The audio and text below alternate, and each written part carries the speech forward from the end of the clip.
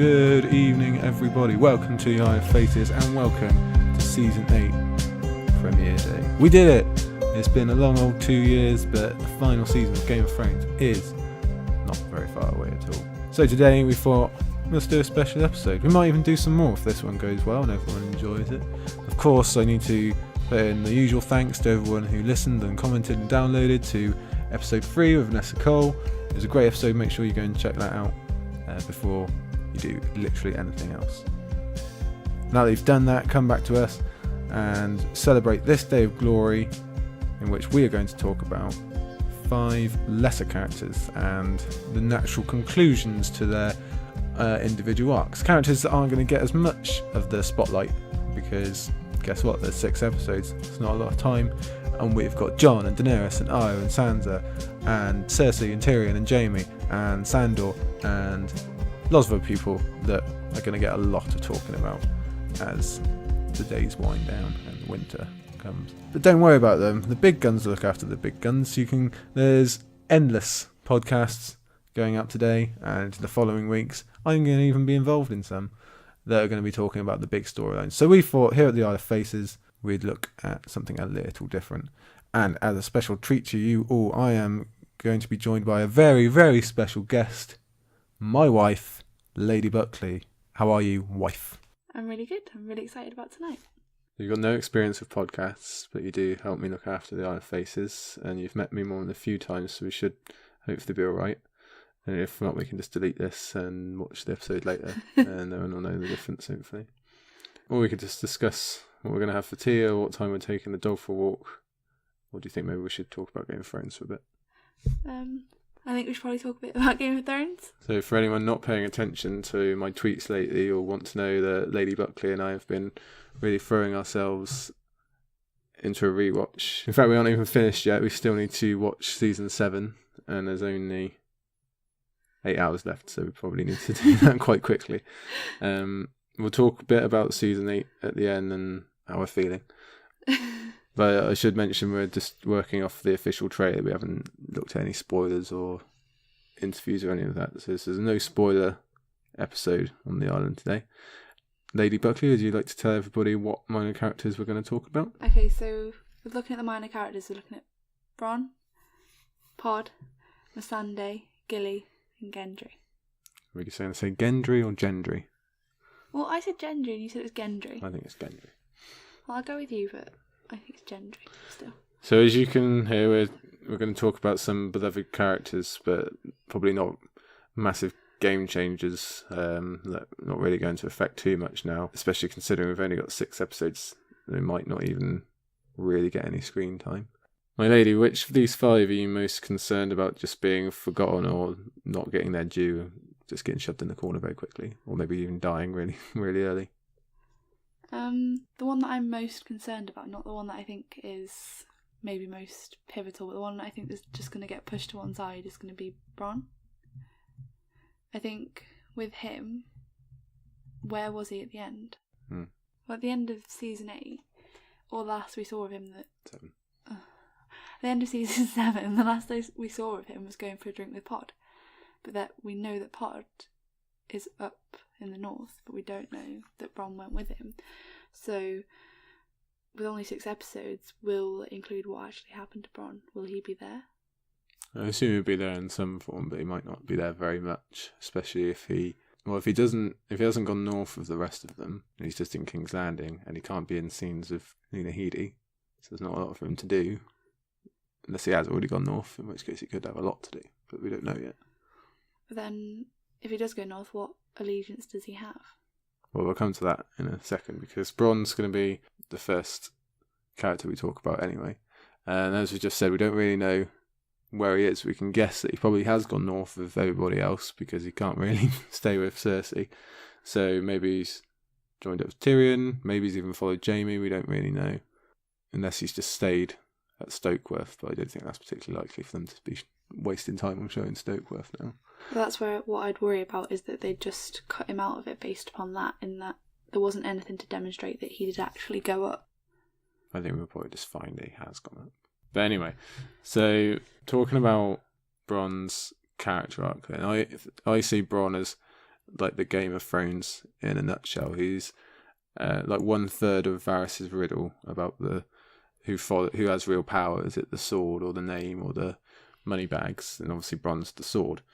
He's a major player. We've seen through 7 seasons how he's worked his way up from just sitting in an inn to being Tyrion's right-hand man to command of the City Watch to a knight, now a lord as well. So I think it would serve his story best if he actually did something bad or self-serving to remind us that the game is still being played even at this late stage when everyone else is too concerned with White Walkers and the end of the world. I could easily see Bronn still thinking about himself, still thinking about his money, and doing something, betraying Tyrion or Jaime, or just the kind of the good side in order to further himself. But you disagree, Lady Buckley. I do disagree. I know you think that it's the best thing for his character and it'd be the most interesting thing for him to do it, but I still feel like the most interesting thing is that deep down he is loyal to Jaime and Tyrion. But then if you think about like the main points that he's had, one of the last main points before season 7 was that he was very much interested in the Dornish girls. Could you not see him going and trying to help see what's happening with the Sands? I was just watching that last episode. Yeah, but they're not in the story anymore, are they? They're dead. Well, do you know that they're dead? Because you said that to me the other day. Because I didn't think that... Well, we know 2 of them are dead. Yeah, but the third one, and that's the one that he was interested in. And he said he'd come back for her. No, I don't see that happening. I'm just saying. I don't think they're going to be spending any more time on the Sands. There's not enough. There's only 6 episodes. They got to fit it all in. That'd serve no purpose to get them involved again. It was just an idea because I was just watching that episode. But do you think I don't think he's out just for himself. You think he'll prove himself to be good in the end, and that's a better conclusion for his story? I don't think that he was ever not good. I think he was just logical about it, and even at the points where he took the path you'd say as bad, where he thought about himself, it wasn't him not caring for people. He still cared for Tyrion. He just didn't want to die. Yeah, in the case of Tyrion's second trial by combat, it was him logically saying, well, if he did it, he would die. And he was right, because he listed out exactly how Oberyn did it and would die. Okay. And you're right, he did say that they are friends, but also the rest of the series has always been saying and foreshadowing that like he would sell him out or he wouldn't help him if there was no money. But he didn't need to help Jaime either. But he had his castle, so he did help Jaime. Yeah, he did help Jaime, but he didn't have to.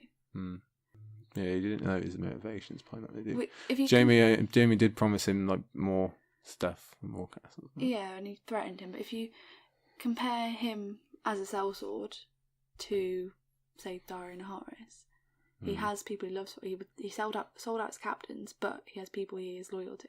It's the same way that Bronn would be.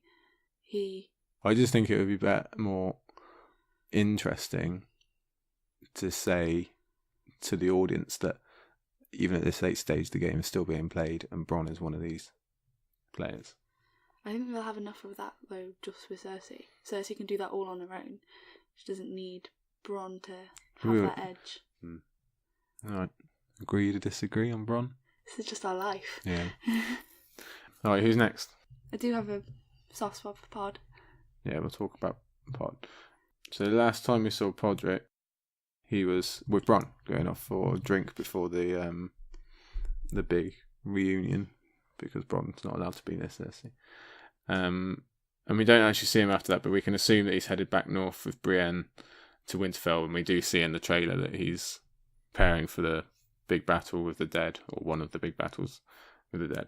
So I think Bronn's arc is actually fairly straightforward, and in almost all the other fantasies, he would probably be the main character. He starts off as the shy, awkward young squire, but then slowly he's makes a heroic save in a battle and earns respect that way. He learns from the famous knight in Brienne, and she's been teaching him how to sword fight, and we have seen him get better and better. So I can see here Pod ending his arc by earning his spurs in some way and finally becoming a knight. Maybe even doubling up and saving Brienne this time in a battle, or saving Tyrion again, or doing something else noble. Although having said that, and it being Game of Thrones, I could also see him doing that moments before he dies and actually giving his life, and he never gets to be the knight he's dreamed of, because that would make sense. It's Game of Thrones. But you have a different prediction for... Well, not different, but you have an additional prediction for what Pod could go through. Because I don't think he's been building up to be a knight. I know that's what he wants to do, but he's always seen as the squire. He's like the ultimate squire, the support, as it were. I know he's been trained by Brienne, but he does have loyalty to Tyrion, so he will have conflict on both sides, depending if there is a conflict between Tyrion and Brienne. If something happens... Or more of Tyrion and Sansa, or Daenerys and Sansa, because so like Tyrion's on one side and Brienne would be on the other, so Pod would have to choose which one he's... Yeah, does he follow his oath in terms of how much he's promised himself to Brienne, and her whole story has been about keeping her oaths and things, but then if you look at the other side, he's got true loyalty to Tyrion. Not only is it from how much he cared for him, he gave him the start that he had, but also in the sense that he sent him away because he wanted to save his life. He truly cared about him. So I think it could offer him a lot of conflict between those two if there is issues between Sansa and Daenerys and Jon. But I was also thinking that Tyrion didn't just train him to be a knight, though, did he? He trained him on all the noble families. He told him all the political intricacies of Westeros. So you could see him more of being a Missandei was when they were in Marine. Yeah. Understands it all, understands what's going on around. You wouldn't see him as much as being just a knight, a fighter. He's not that sense. He's got a lot more to offer. He has done that several times now, like shown off his knowledge of sigils and all that kind of thing. So you're right. But I don't know how much scope there'll be, because they're not really going to be... I don't think they've got enough time to be dealing with like the wider range of northern families. I think they're going to be so microscoped in on just like the characters we know. No, I know that, but in the sense that he knew exactly what to say to help Sansa with her oath to Brienne. He is knowledgeable of the wider intricacies that a knight doesn't necessarily know. He could use that talent elsewhere. He's been given the confidence by Brienne now to be a little bit more brave and to use the knowledge that Tyrion gave him. So he's almost... And he's got a... He might get to do that at some point, but we do know he's going to be in a battle at some point because of the trailer. So I think there's a good chance that he will either be like Mr. Super Squire again and do something to save probably Brienne or someone else, or he'll actually be a hero in his own right because she has been training him in the sword and all that, and he is stood there with a sword this time instead of he's not just holding her arm anymore. And it would be quite a good service to the character to let him get the glory for it. You could do, but then that's never truly been Game of Thrones, has it, to actually let the character have what they want. No, true, but I hope we do for Pod, because we like Pod. I do like Pod, but then when you think about him being in a battle with Brienne, thinking about his squiring, she has a lot of times failed in wanting to hold her oaths and defend people. Maybe it would be more a sense that he steps in and does it for her, defends another character, not just Brienne. Maybe that's maybe Brienne fails again in some way and Pod saves Sansa or something of that nature. But hopefully he gets to do something, because I think that would be a good finish for him from where he came from. Let's move on to Missandei, who you don't want to talk about, but we're going to anyway. So what's Missandei up to? So last we saw of her, she was sailing north with Dany, but we know that she's definitely going to be involved in some way. She's not just going to be lost, because obviously she's in the trailer with Grey Worm. Yeah, probably. It looks like it's at Winterfell, preparing for this battle again, and they're saying a heartfelt goodbye. When you were talking about like arcs of characters and stuff, she's had a lot of knowledge and a lot of things to offer when they were in Essos. She's had a lot of things to give Daenerys. Now they've come over to Westeros. she doesn't have any knowledge of Westeros, the families, the White Walkers, the language, they all speak the same language. So really hard to see what her use is going to be, other than demonstrating that type of character that's left behind while they go to war. As Grey Worm goes off, what is her role going to be? I know you've got ideas of what could be her role. Well, I think you've hit the nail on the head there. All of her uses were in Essos, as in uses to as a character. She couldn't really offer anything that anyone else can't offer now, apart from reminding everyone of how horrible slavery is. But I don't think that's going to be as big of a theme as it has been in previous seasons, because we've left Essos now. And like you say, everyone talks the same language, and she doesn't know anything of the land or the families like Pod does.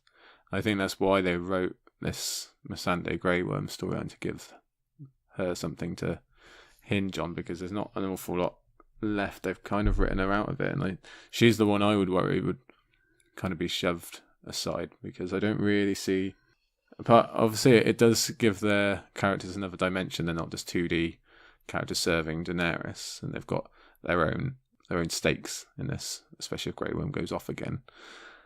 Then But I don't really see that as an arc. She has grown, because obviously she was a slave when we first met her, and awfully timid because of all the abuse, and Daenerys has brought that out of her, but we haven't seen much since that freedom. I don't know what else she would have left to do. And I just feel like I'm not as worried about her, not from the fact that she has things to do, but in the sense that there's other people that I think are going to lose out with only 6 episodes being shown, whereas I'm not as invested in her. With Bronn and Pod, there's a lot more where we've watched them develop a lot more. There's a lot more, and she's got a backstory. She has got depth, but it's not to the extent that you're invested as much in her. Like, they have added depth with Grey Worm and their relationship, and we'll probably see heartbreak for one or the other, or both of them. But I think the only role she has left to serve really is keeping Daenerys happy and giving Daenerys someone to talk to. If Daenerys gets upset about being Jon's aunt or something else, and she doesn't want to talk to Tyrion about it, then there's just Missandei left, and it's just more of a sounding board than any character. And you did mention earlier on that actually something that you can see is there's going to be a lot of deaths going on in these 6 episodes. It's Game of Thrones, it's the big finale, they're going to have a lot of deaths. She would be quite easily one of the characters to lose. Yeah. Especially if you wanted to hit Daenerys hard. Because it's not... If you're thinking of the ones that Daenerys really values, and there's Jorah, who probably will die. There's Tyrion a bit, but they don't know if they're all going to be on the same side. And obviously Jon, but that I'm assuming wouldn't be until the end if it does happen. So you could see Missandei being killed, and Grey Worm as well, or to be fair. So you could see Missandei / Grey Worm dying, and one or the other reacting to that. But I don't see it as much of an arc. I think they kind of fell flat after. I know they kind of dragged it a bit with will they, won't they, a little bit with Missandei Grey Worm, but then they did last season. It's in the trailer. Now there's not much else left. No, it's just more the tragedy of love and war. But then, like I said, I'm more invested in some other characters that I'd be more heartbroken to lose. I'd be more heartbroken to lose Pod or Bronn than I would do to lose Missandei. I agree. Let's not waste any more time talking about that. The 4th? Gilly. Forgotten Gilly. So, we know where Gilly is, or we can guess, because we saw her return to Winterfell with Sam, so assuming Sam has been staying with Bran and helping him out. Assuming that Sam has been staying and helping Bran out, then Gilly has probably been there looking after baby Sam. And I would argue that she's already concluded her arc, because she obviously started out as a severely abused, non-educated woman in Craster's Keep, and has since travelled the whole length of Westeros and been to Castle Black and sailed down to Horn Hill and then Old Town and then all the way back up, and is now in Winterfell. So she's definitely more travelled than almost any wildling. But a key part of her character was that she kind of had no knowledge of the world, and Sam had to teach her all these things. And then Shireen started teaching her how to read.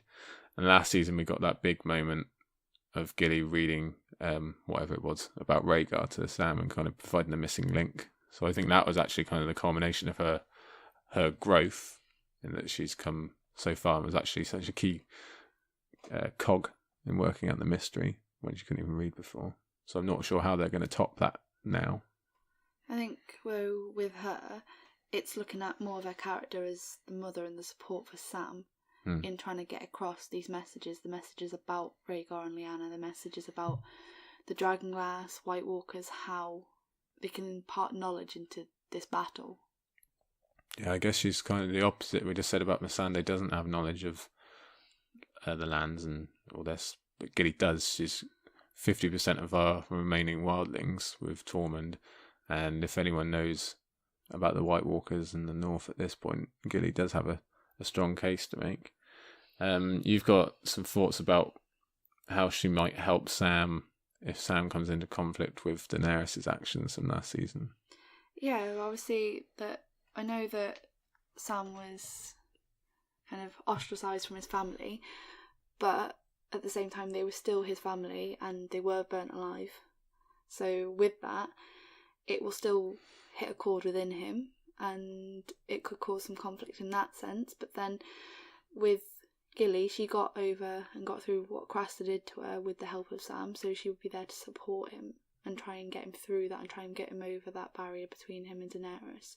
Especially with his loyalty to Jon, he wouldn't want to break those ties, but it would be a hard thing to get over. There is one interesting thing that we know about her, though, is from being Craster's daughter, she is related to a good majority of the White Walkers. Yeah, that'd be interesting if that comes up or in some way, or if baby Sam is still a target for the Night King for whatever reason, or if they even really make reference to it, because I could see them just kind of forgetting that Gilly's related to all these White Walkers and stuff. True, but at the same time, we've not seen any of Craster's wives, family, any of them actually ever be killed by anything to do with the Whites or the White Walkers, so she could in some way have an immunity towards them if they have knowledge that she is a relative of them. Possibly. We don't know that the White Walkers thing. It just didn't happen to be around. No, but it doesn't show anything like that. And considering the White Walker was visiting Craster's Keep to take the babies and left alone them, but then every other place that the White Walkers have been, they've just obliterated everyone and taken them for their army. They never took Craster and his family. Yeah, possibly then. This is the kind of thing I think they probably would mention if there was 10 episodes. I don't know if they will get that in with 6, but hopefully, because that would be a good note just to bring up her importance a bit. So you think that mainly her plot now is going to be helping Sam or protecting... Did we see her in the trailer? Isn't she hiding with Varys? Is she hiding with Varys? I don't really remember that bit. If I'm honest, we've not watched it that much, so that we don't ruin it. But then at the same time, Sam and Gilly, obviously not in like physical aspects, but they're probably the couple that we can relate to the most, in the fact that I'm from the north and you're probably would be from the Reach. Yeah, it's true. I'd not thought about that. No. All right then, Sam and Gilly. Yeah. You love reading your books. You would love to be a maester if you were in Game of Thrones, and let's be honest, I probably would be a wildling. You'd have a funny accent. I guess one other possibility is, we've said that Sam might come into conflict with Daenerys, but I guess he could come into conflict again with his sense of duty if the White Walkers do take Winterfell, or they're winning or something, and Gilly, having knowledge of what they do, is convinced they need to run, or some other superstition or whatever it might be, even though she has seen Sam kill a White Walker. I wonder if his loyalties would be tested, or his resolve, whether he stays with Jon / Daenerys / whoever, or if he just tries to get Gilly and baby Sam away. And maybe she even brings him back, and like he brought Jon back. Maybe, but I think she has tested Sam a lot, and actually Sam's resolve has broken several times in the fact that he broke his oaths with her. Yeah, that's about it, though. No, but in that sense, he broke his oath with her to say that she... He's not broken them several times, has he? Well, he has with her. Well, yeah, but there's one category. But He's broken one part of the oath, which they all break. Jon did too. Yeah, I'm not denying that other people have done it, but with her, I don't think there's a chance that she would run.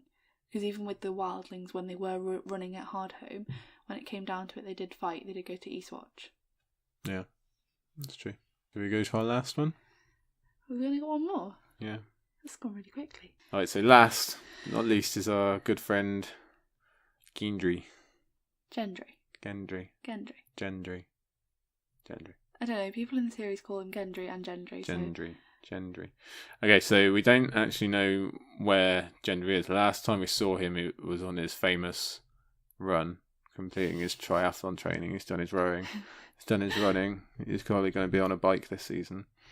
But he ran back and warned Sir Davos about what was happening with the above the wall. And then we don't see him after that. So possibly he was still at Eastwatch when Night King came, but we didn't see him. We only saw Tormund and Beric. Or possibly he had already gone south with the others and they just didn't bother showing him. Don't know if he would have gone back to King's Landing after just having left. Or maybe he'd already been shipped to Winterfell for whatever reason. We don't know. But we do know he's around because we do see him in the trailer, probably at Winterfell, already forging weapons, and most people theorise that he's going to be forging Valyrian steel because he is the smith. Well, he would be the smith. That's probably why they sent him to Winterfell. That's what, rather than keep him at Eastwatch, he'd be a lot more use at Winterfell. Yeah. Because how many smiths can be left when they've had all these battles going on with Battle of the Bastards and everything? Well, whether he was there at the wall coming down or not, we know he gets to Winterfell. So, looking at his arc then, because he's obviously been like only Bronn out of our 5. It's only him and Bronn who've been around since season 1, so we can see their whole arc in front of us. And obviously he was quite young there, so we get even more of an arc than we do with Bronn. He's the last Baratheon, and he was kind of not recognised bastard who got kind of shipped off before he could be killed and was taken away from, even though he didn't know who his family was and what his hereditary was, got shoved aside and had to travel with Arya, and then he got lost in a rowboat for 5 years and everything else. So I think his arc naturally would be something to do with him being the last Baratheon, and if he can, whether he'll become Gendry Baratheon instead of Gendry Waters, or whether he'll be something of importance that way. What do we think? When I first started watching, I actually thought he was running a parallel with Jon in the sense that he was a bastard. He was going to try and learn who his family was and develop that way, maybe be legitimised. But then actually when thinking about it, it's a lot more, with him being the last Baratheon, it's completely flipped from Robert's Rebellion, whereas the Baratheons were demolishing the Targaryens and left just, well, there was 2, but eventually 1 Targaryen. This could be the same with the Baratheons. Now Targaryens are coming back. We now know there's at least 2. So it could be coming across, and it could mean that there is a parallel between Daenerys and what happened at Robert's Rebellion, so Gendry may have to run away and be on his own. I think he's already done all his running, hasn't he? Well, he's clearly very good at it. Yeah. He's clearly fit, he's done a lot of rowing, a lot of running, but actually, if you think about it, with that, it's not a sense of him running away and running to Essos, the same as Daenerys, but in the sense that he is competition to Cersei, he's competition to Daenerys. There's still families that were on the side of the Baratheons. I know it's very difficult to think about that way, but if we're still considering there is still the Game of Thrones going on, then he has a very strong claim. I guess there isn't. I don't know how strong it is, because they can't. Son. Yeah, but how much can you actually prove that now? That's not going to be something they get into in great detail because they haven't got time. That'd be more of a book thing. No, but you can prove it just as much as you could at the beginning when Ned just read the book and said that they were all black of hair. There's a lot more going on then. But anyway, I don't think that could come up, but I don't think it will come up in that much detail. And I don't think he's going to be running again because, like we said, he's done that enough. I think he's going to have some big part to play, whether it is, maybe he's just forging Valyrian steel and he saves everyone that way. He does something, kind of the unfinished work of the Baratheons, because they messed everything up and were too busy thinking about the game instead of the true enemy. So maybe Gendry finally does the Baratheons' duty. But, like you were saying, he could complete what his father never managed to do. He could actually get around to marrying a Stark. Yeah, we could. I think it might be a bit of fan service. Everyone would really like for him and Arya to get together. I don't know if Arya's capable of those emotions anymore, but it's definitely a reunion. One of the reunions we're looking forward to seeing. Well, the Starks are getting pretty emotionless. You've got Bran with no emotions. Yeah. Sansa's the only one who's a bit emotional at the moment. In a good way. Yes, but I mean as in that Arya and Bran in Jon's a bit broody, yeah. Were very, very emotionless. I don't know. Yeah, I don't know if we'd actually even see it. I don't think we would see them like properly get together in the midst of all this, but perhaps just a hint. Maybe they end up living in Winterfell together or somewhere else or something. If it's going to come across in 6 episodes, it's going to be more looks and... Yeah, exactly, glances and just a hint that maybe Arya isn't so far gone as Bran, for example. Maybe Gendry can bring her back. I do think it would tie a neat little bow, though, that the coming together of the two families that started Robert's Rebellion and started off the series. The Baratheons coming with the Stark, or the Starks coming with the Baratheons, which doomed both families, back in the first episode. If they can merge again this way and it not end in terror, then that would be a good little arc for Gendry and Arya and both families. I think maybe Gendry's arc is more about the Baratheon arc than just himself. True. Although he has got his Warhammer, so he is also becoming his father and protecting the realm like his father should have done. So that's why I see it. It is a bit comparable to Jon, where not so much Rhaegar, but Jon has become the new Ned, isn't he? Yeah, he's of the Stark children. I'd say at the moment, based upon their experiences, and think going from the beginning, you wouldn't have said it, but right now he is the most like Ned. With Sansa probably taking a lot more of Catelyn, and with Arya and Bran becoming so disconnected at the moment, they just feel disconnected to what their personalities were. I think he's either going to be one of those people who actually manages to stay alive. Yeah, I could see that. To cause more conflict if they do defeat the White Walkers and there is still the Game of Thrones going on, he could cause more conflict in that because he has got a plane. But at the same time, he could be as doomed as the rest of them.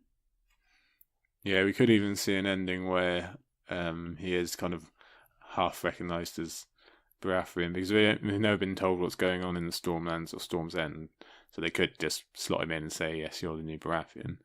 But maybe it would be a good part of his arc if he actually turns that down and wants to remain a bastard in the same way that Jon kind of turned that down as well, originally, before he got stabbed. And then he does just remain with Arya or Winterfell or something like that. Be a good little conclusion. What do we think? Yeah? Yeah. Okay. Alright, so we've done our minor characters, our 5 minor characters. We were going to do 7, but we couldn't be bothered. So let's talk very quickly before we go, just how we're feeling with 7 hours to go. Well, I'm panicked because you're saying we've got 7 hours. 7 hours and 7 episodes of season 7 to watch. But what about in general? It's the last premiere of season 8. We've got 6 weeks and it's all done. Are you quite worried about my sanity afterwards? I'm quite worried about your sanity every time we watch an episode. I don't think that there is a single outcome where you are going to be anything but completely shook up. I think as well, both of us have come up with different predictions and theories on what we think is going to happen, and both of us have got completely conflicting views. Yeah. I think that you want to see more of the darkness that is within the book. It's not darkness. It's that I want to see proper story writing. Yeah, but it is proper. It is correct story writing. It's just a different. I think there's different ways about it. But no, it's not. It's not anything about story writing. It's more in the sense that I want it to still be very political. I don't just want to see an absolute massacre. And I agree. That would be annoying, but I don't think we've had this argument in the car before. But it's not just going to be. I'm not going through it again. Right, it's because you want to use it as the parallel for climate change, and I don't want to. I just think it's there. No, I know you do, and you think that it's going to be. And when we said that, and you said, well, I did say there is ways that could happen. I think that if it was to happen where the White Walkers just took over, then you would be left with certain characters. And I think it wouldn't just be a complete annihilation. I think you would get left with, and probably not very popular, but I do think Bran would be left. Because he knows everything, but what can he do about it? He can't do anything, there's no one left but him. Yeah, that would be bittersweet. I think that's kind of the story of what the Three-Eyed Raven is. They know all these things. How do they help? Could be. But then if you go with what I want, and I want... Yes, it's different. You go with what you want, and I go with what I think would be best, not what I want. I think it would be a really good story. I don't want to lose all the characters. I know... I'm not saying that. I know. I think you'll be heartbroken with a lot of characters dying, but it will happen. And I think that actually, when it comes down to it, it would be more interesting to see how the politics are still raging afterwards. If there is a success and yet still half the world is decimated, what is going to be picked up? Okay, let's say it this way. Let's get mini predictions in. Episode 1 in 7 hours. How many characters that we know die in episode 1? Oh, at least 5. 5 in episode 1? Yeah, they're going to go for shock and awe. That's what I reckon. No, episode 1. I think they're going to... It's not, no. Episode 2 maybe. No. Not going to get 5. Might get 3. No, I think they will. No. And I think not all of them, it won't be immediately White Walker battle, but I think they will go in, guns blazing, there'll be stuff. There will. It's a nice thought, but I don't even know if there'll be any action tonight. Fighting action. I think people are bigging it up to be this one great fight. No, I don't think it'll be one great fight. No, because the trailer's supposed to only be the first couple of episodes. And it's going to be long and enduring. Yeah, I don't think that you get any major I don't think there's any battle today. No, on any front. I don't think that either, though. Why are you going to have 5 people die then? But because there's more than just that's going on. You've still got all these other characters that not one of them of all these different battalions of people like each other, and they're all trying to come together. Yeah, but you're not going to have in the first episode just secret back. There aren't. That's the thing anymore. It's much harder to play the game because you have 2 very definite sides. There's not as much room to be there's factions within the factions, and there's double crossings. There are factions within the factions though, because you've got the sense that Daenerys and Jon, you've got Sansa. Right. Yeah, but that's not what can happen in episode 1, is it? No, but it's going to be a build-up. It's going to be a build-up to all these different build things. Build up. Yeah. So you have to use episode 1 for the build-up. When so many people die in the first one. No, they won't. I think they're going to kill off a lot of people. Not in episode 1. 2, maybe. Right, not in episode 1, but the whole series. Do you think Gendry dies? No. Yes or no? I don't think he'll die. Gilly. Unless it's a full massacre. Gilly. Does Gilly die? I say Gendry doesn't die. By the way. You don't think Gendry? I don't think he would die at all unless it's a complete massacre. If we just Gilly, move on. But can we just rule out a complete massacre by the White Walkers? Yeah, obviously if they kill everybody, but neither of us think that's going to happen. Gilly, I think she'll stay alive. Yeah. We've got Smith, we've got a mother. I also think she will stay alive, but it would be fitting if she died and Sam had to raise baby Sam on his own. It would be, but Missandei. I think there'd be bigger characters dying rather than... Yeah. And I'd keep lesser characters. Does Missandei live? Stop talking over me. No. I don't think she does. I don't think she lives. It's her or Grey Worm or both of them. Pod. I think he will, and I really don't want him to. He will what? Die. I was asking who lives. I don't want him to die. I also think he will. might die, but yeah. But who goes back as a white also? Oh, that's a completely different one. Completely Bronn. different one. Does he die? I think I'm really worried that he's gonna be almost completely cut out of it. He's not. We know he's not out of it because the actor said that he's in it. No, I know, but then, like, I can't see him getting involved in a huge battle like that. I think he lives. I think he does something to keep himself alive. Or, to be fair, I could also see him doing that and it completely backfiring and it being like a comeuppance. But I don't think they will. No, but it could be like with when we thought Tormund, you love Tormund so much, and the thought of him dying. I think he should have died. I know you do. He should have died. Horrendous. No, it's not. It makes sense.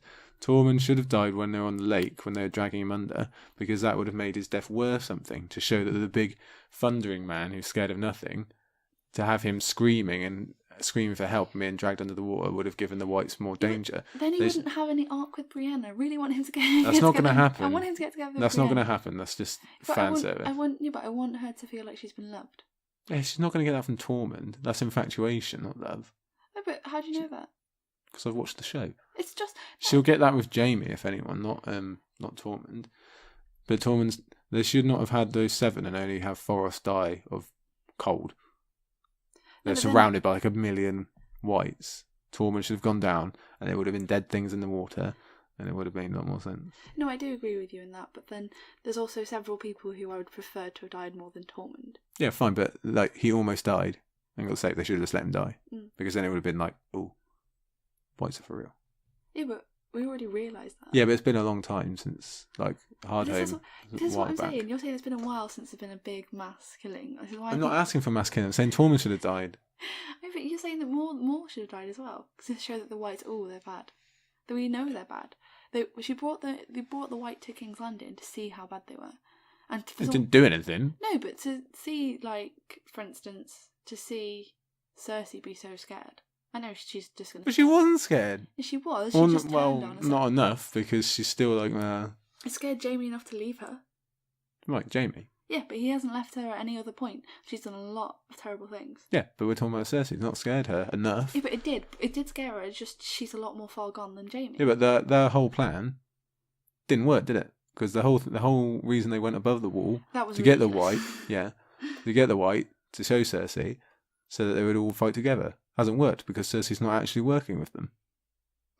So it didn't work. So they obviously aren't that scary. Maybe if you'd known, Cersei didn't know Tormund, maybe if they said, hey, we know this great big ginger guy who's afraid of nothing, can kill anyone, and even he got dragged under the water and killed, might mean something. I like Tormund. So do I. Stop trying to kill him then. They're all going to die.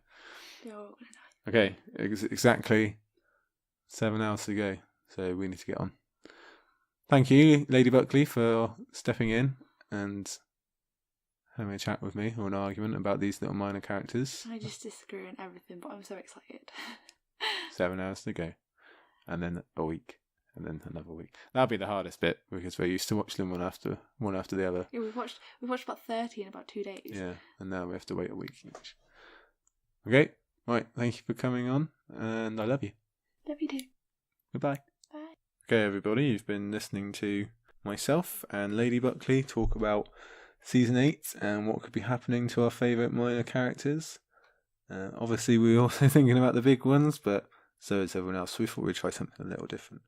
It is just under 7 hours, 6 hours 55, until we get the last episode 1, we're ever going to get.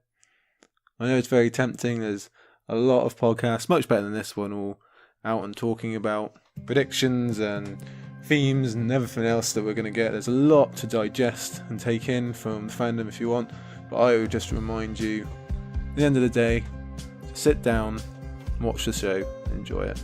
You can go on Twitter if you want, you can argue, you can go on Reddit, make your posts, make your essays, so many of us are, but at the end of the day, just make sure you enjoy it, because we've got 6 left.